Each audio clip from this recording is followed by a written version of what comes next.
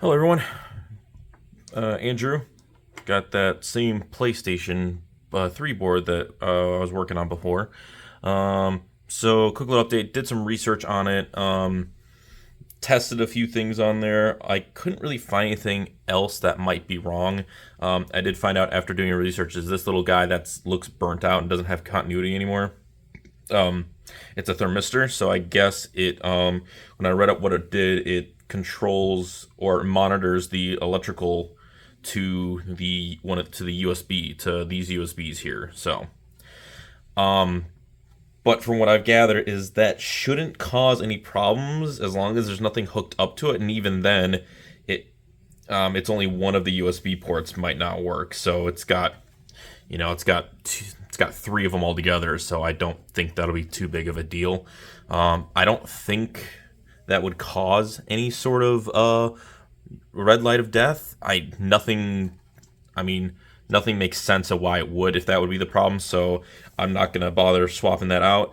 I tested a couple of things that are known to fail on it. It seemed to turn out okay. Couple chips, MOSFETs, stuff like that. Both sides of the boards. I mean, outside of it being like a main, like one of these big chips, I don't think it's anything at this point. I mean, like I said, I'm not a computer engineer or anything like that. I do small solder work. I'm learning, watching other people do it, reading up on materials, stuff like that. So I'm learning how to get better at it, but it's still a work in progress kind of thing. Nobody becomes Einstein overnight.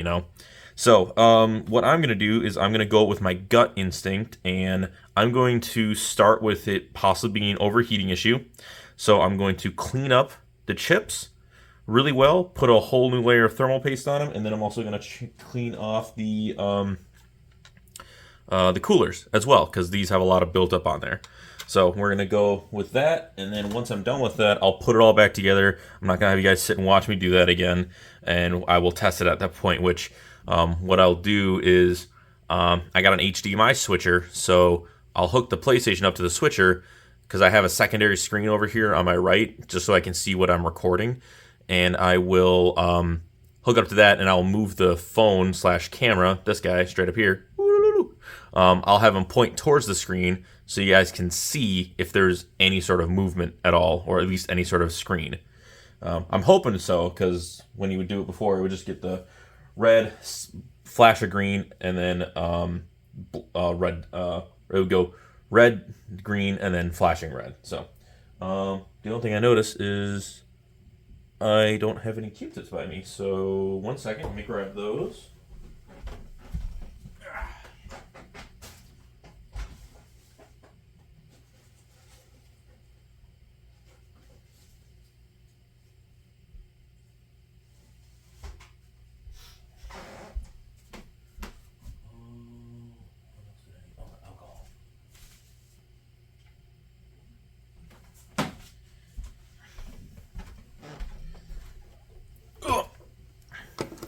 Okay.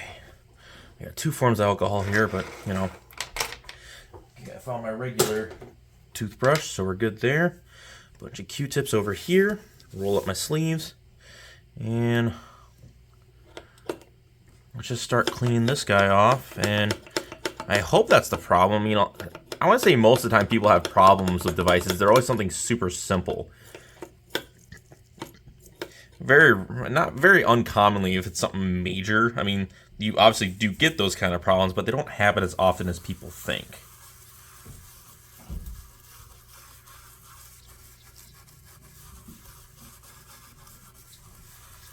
Alright, so then it looks like this stuff's just falling right off, which is great. That's what I want to see. And this is just a soft bristle toothbrush that I use. Some people use like paint brushes, like the natural hair ones or something like that. I guess everything has an advantage, or everybody just has preferences, but I've always used these, and they're soft enough where they're not going to cause components to lift up or break or anything like that.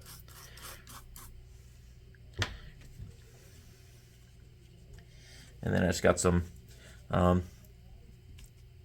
older, just some mass microfibers that, you know, I'm okay with just throwing away, because these ones I'm never gonna use them again. So I use them to do the cleanup on everything.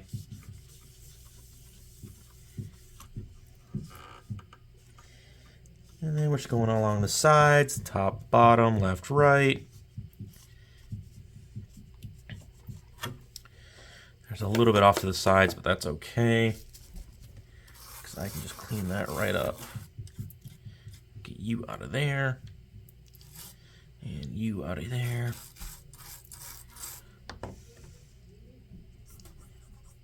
And then I'll take a Q-tip.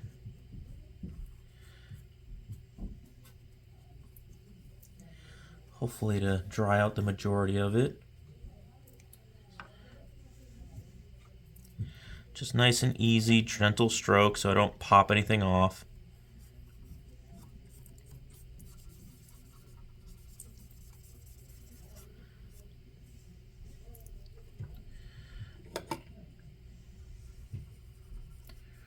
I want to get it as clean as possible. And I'm not going to do like on the Xbox One where I need the metal scraper. I know some of you cringed a bit at that. I mean, trust me, I didn't want to do it either, but it's kind of the only thing that was going to work.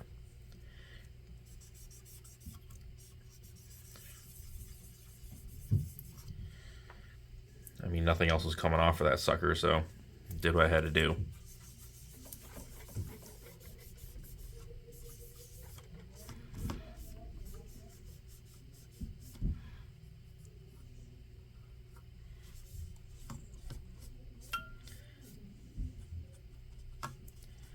Okay, that one's cleaned up. Let's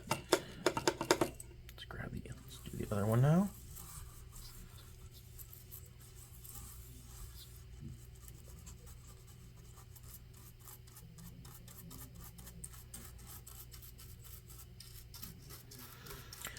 Nice and easy. Sorry if this one's going to be a more quiet video, but I mean, there's really not much to talk about. I'm just cleaning off thermal compound.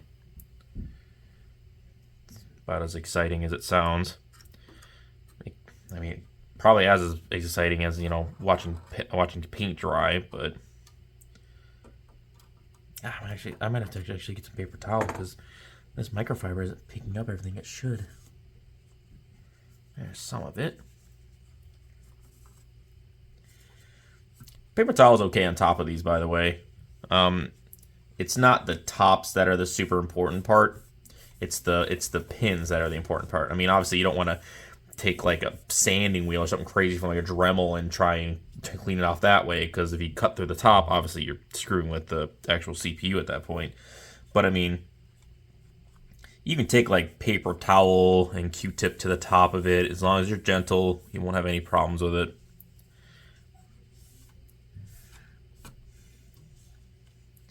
And then I just want to pick up as much excess as possible. There we go. That's pretty respectable. Air coming in, hold on. A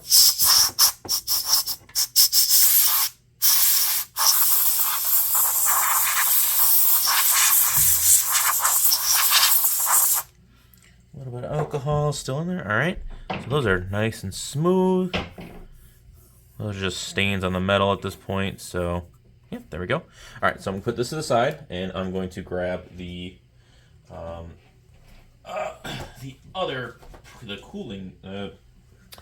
cooling. My brain stopped working. Cooling something. I don't know. It's the part that you attach to the CPU, so it can cool down. Yeah. See, I'm smart. About as smart as SMAT. And there's nothing on here that's nearly as dangerous, so I can be a little more rough with it.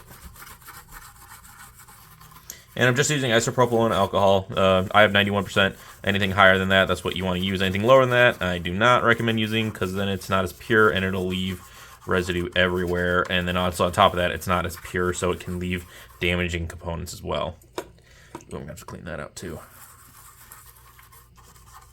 This one I'll probably just use straight paper towel for. I had my paper towel next to me. Where did it go? Oh, there you are. You fell. Come here, you. Wait. if I ever get a more sturdy desk, I'm going to mount it underneath the desk so I have this just ready to go. Like in a little dowelly kind of thing.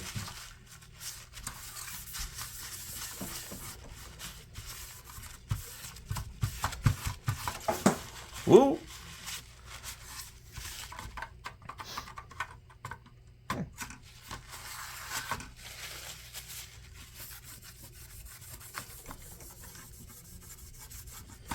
And I need to look up some of those plastic razors that you can get. So there's sharp edge, but they're flimsy, so they don't like cause damage, and they're good for scraping off stuff off of metal without causing damage to it.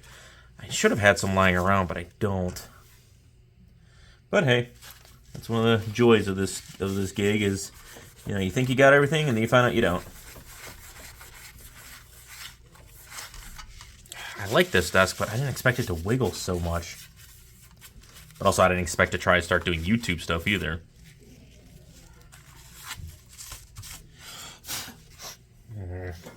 Air coming in.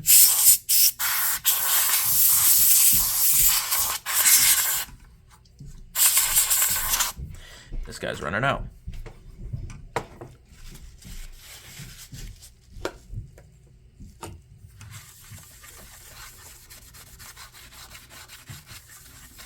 I even put some hanging weights underneath it because that I was hoping would reduce the shaking a bit. It reduced it a little bit, but not a lot. So I either gotta get a new desk, which, you know, that's always in there, or I just gotta find a better way to stabilize this. Which maybe if the camera wasn't attached to the desk, it'd be better. So I have right now mounted on the backside on a boom arm, and it's directly on the desk. But I got a new one, but it didn't come with the same connectors, so I can't. Because it would have been on the floor, which then it would have been made it more steady. I mean, you would just notice the desk stuff then. But the one I got on there, I'm missing the correct connection parts for it. So I'm gonna have to try and find some new ones for that. It just doesn't have the right ones, and the ones that are on here that are on for this guy are not transferable. So they don't actually work with the other style, which I thought was really weird. I thought they were all pretty universal, but what do I know? All right, okay. A little more paper towel, so it's not on top of everything. Stay. Good boy. And then I try to keep a clean space while I'm working on stuff. I mean, you could always do it afterwards, obviously, but this is going to leave a mark. I mean, this is going to leave crap all over it when I put it back together. So I had like a cleaner lying around. Oh, there it is.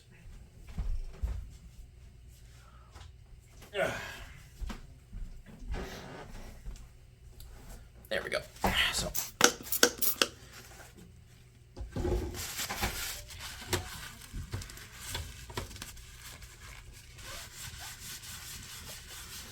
That thermal compound, man, spreads like nothing. Great. Old thermal compound. I probably got to wait for it to dry and just fucking rack this mat out real hard, just have it crack off. Oh well, it is what it is. Let me make it so it's not as wet up here. Nope, there goes my paper towel and man.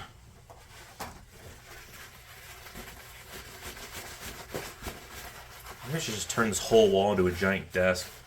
Screw my papas on. But I like sitting in it. Gotta love living in an apartment. Especially in this market where you can't afford a house because they'll tell you, oh no, you can't afford that, but you can pay, you know, upwards of $800 for rent and utilities, but you can't afford a mortgage, obviously. That's way too much. I mean, I guess the VA loan's different, but I gotta go make sure I got all that taken care of correctly. All right. Cool. So we got our chips clean. I'm not gonna bother with these because these are like a jelly kind of a thing. You know, these little guys are like a sticky one that I don't have to worry about doing anything. So there's no thermal compound on them, so I'm not gonna bother with it. But we got that clean and that. Those are both clean. So I'm going to get it to the point where I will put it down so you can at least see the thermal compound being put. So I will be back in a second. Oh, that would explain why it looks so weird. My camera tilted forward. Okay, I'll be right back.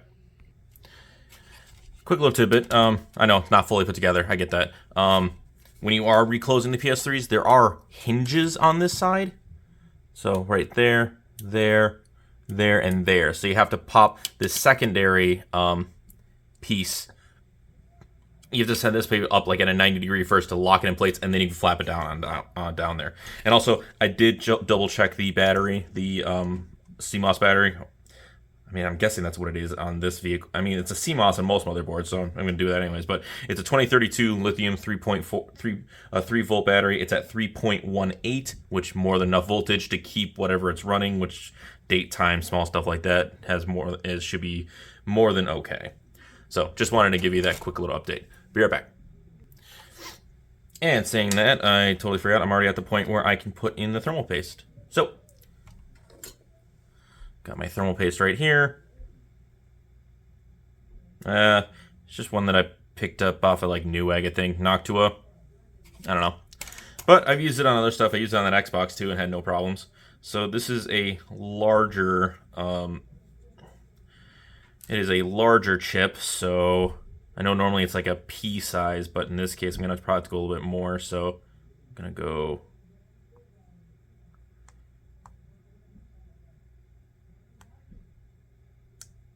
Ooh.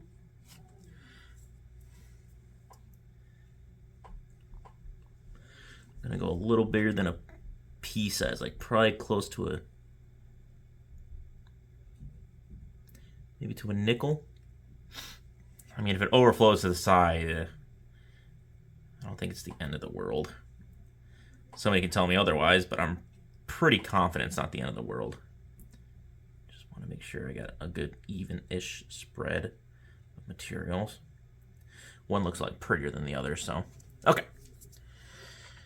And then right away you can put the cap on so don't forget. Oh no, it's on my fingers. Does that mean I'm resistant to fire? No. Okay. Alright. So the same with any heatsink. That's what this is called. It's a heatsink. Alright. Whenever you want to put a heatsink on, you want to keep it as level as possible. Straight down on top of whatever you're putting the heatsink on. And then you're just going to apply pressure downwards. It'll squish a little. And then there's normally some sort of, I know on like most motherboards there's like a lock that you can push down. In this case it's screws holding it all down. So I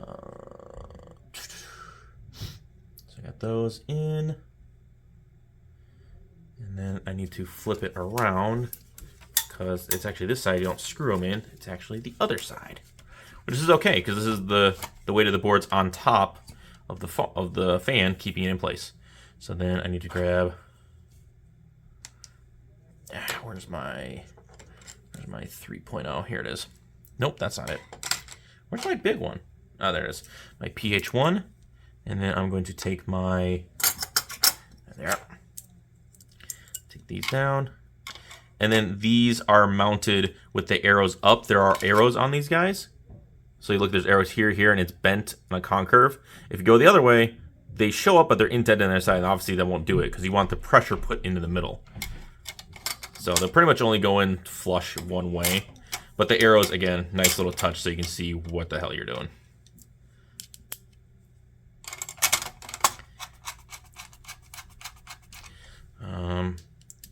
Normally on these, I'll tighten one down, and then I'll get the other one in going. And then once I get this one tight, I'll flip to the other side, just so nothing moves. Hand tight. Don't want to go too tight, then we don't strip anything, bore holing, anything fun like that. No, not cornholing. Which, don't get me wrong, I like a good bags game, but that's not what this is here for. This should not be part of a bags game. There we go. Although if you're using motherboards for bags, You got an interesting game on your hands, that's for sure. Okay. Now we're going to flip it over and throw the fan in. But if you will notice, you got a screw in there, screw in there. I'm sure there's one down there and one probably under here somewhere. Big old fan. Don't remember the millimeter of it. But it will go in one way because you need the little pigtail to go towards where it's connecting, which is going to be right over here. So line them up. And also that little piece right here is kind of like a guide. So if you line it up correctly, it'll go in with just that, and that's it. It won't connect to anything else. Fan U.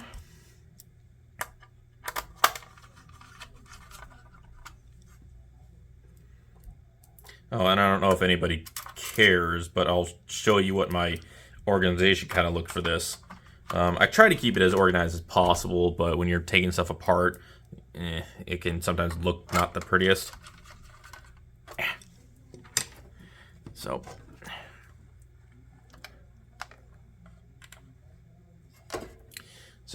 got it kind of labeled. A couple flexes to come off, so I know where they go at certain points. But it works. Everybody's got their own little technique. I like using a magnet mat and going just down the line. Some people use trays, which honestly, if you have the trays, I'd highly recommend putting some sort of magnet at the bottom, so that way you don't have any problems trying to flick them off or anything like that. And also, they don't roll around. And if you do have a tray, make sure you have a top on it, so if it does get knocked off, the screws might go weird inside of it, but you're not going to lose anything. They're just going to be out of order, which is a lot easier to take care of than missing completely. Okay, fan back in, and I'm just making sure I'm doing this right. So yeah, so I am following this back again, the whole thing. All right. Okay, so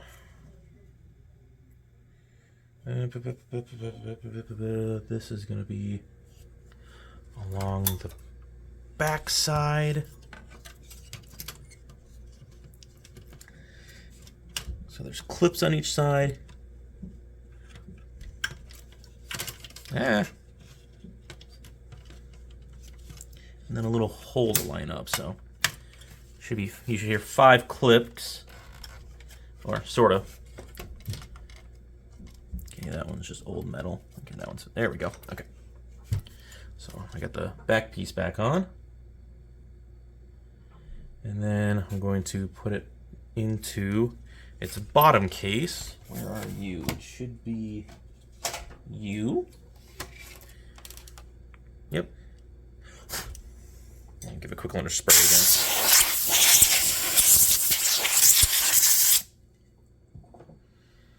Okay.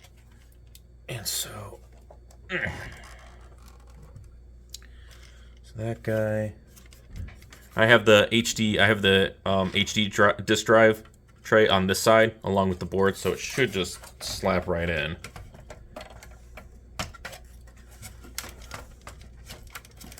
Keyword is should.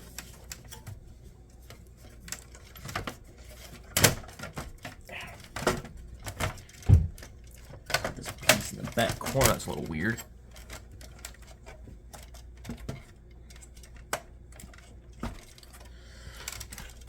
Trying to do it the reverse way I put it in, because I went from the front to the back. It's not working here. Oh, there's a guy. There we go. Perfect. Yeah, as soon as I get a bigger desk, I'm going to find a light that will go up a little higher so it doesn't leave a glare on everything. Or I just kind of find a way to do the anti-glare lighting or something like that. All right. In. Good, good. All right, and now I need to put the board screws back in. Okay, so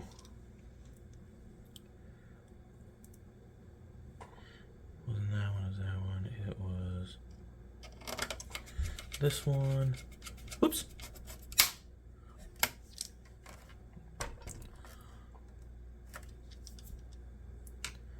Also, I think my camera. I think the front of the camera's a little dirty. Hold on. Let me just.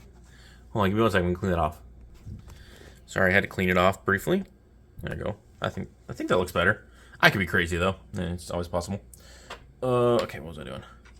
That. Oh yeah, what am I doing? Don't need to keep following this stuff. So I'll just get back to you guys when I'm fully done putting it together. This is just boring as hell. Be right back. All right, so I have it pretty much all put back together. You have to put the top cover all the way back on too, because there's a module here you got to hook up. So you can't just, well, at least not that I'm not aware of, but there could be. There's always weird stuff you do with electronics. But I have the HDMI hooked up to my switcher, and I'm about to put in the power. Nice and tight. All right, so the power is off. No light right now. So flip it on. Okay, so I get a red light indicating it is currently off. And here goes nothing. Ah.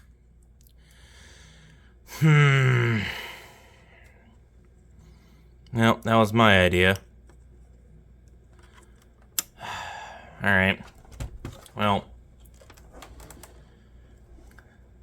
it's the nature of the beast, right? Sometimes you win them, sometimes you lose them. Although I did just realize I don't have the hard drive in. Let me put that in and see if that makes a difference. I mean, it would make sense to me. Hold on, let dummy Andrew here try it with the hard drive in. Maybe that's because that can cause the issue too. So, okay, how did I put that? How was this put in last time? Like this.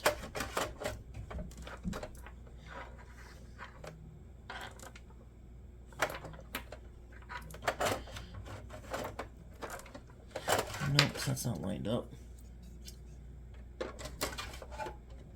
Nope, that's not lined up either.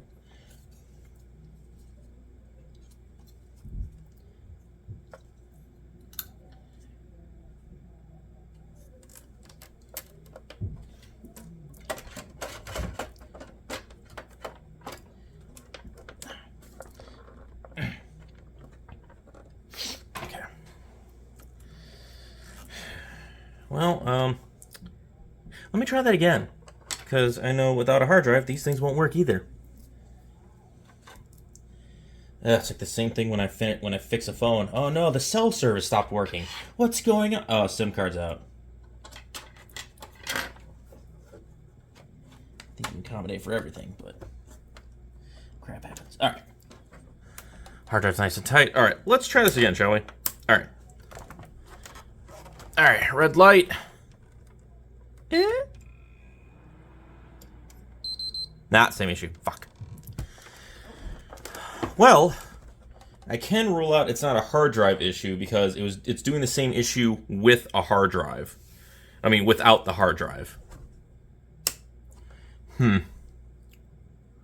So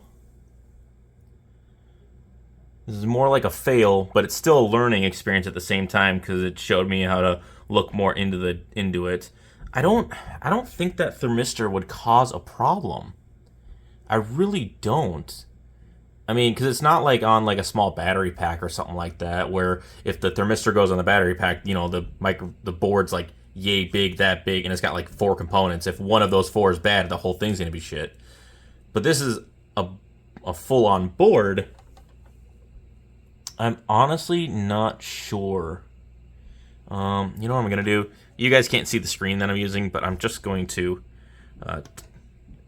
temporarily change it to one of these, just to see if it makes a difference. See if anything comes up on the screen.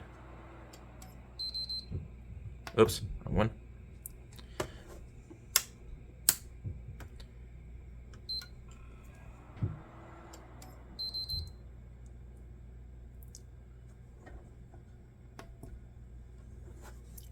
And I'm just gonna try one more time. Can't remember which number this switch was on. Yeah, not even getting power to the HDMI.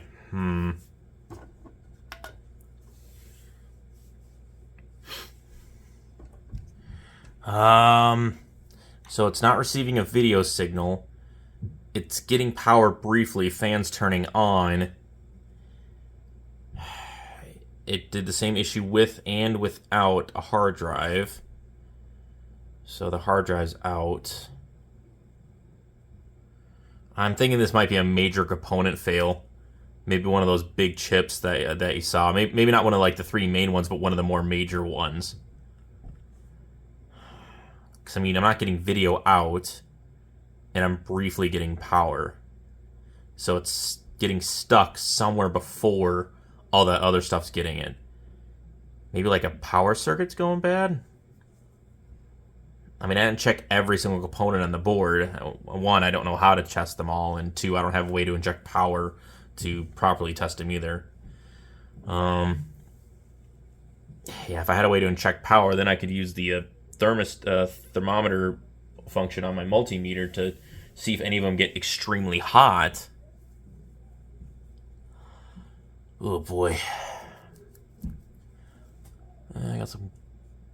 Oh man, there's some gunk on my screen. That thermal paste got on the screen? Are you kidding me?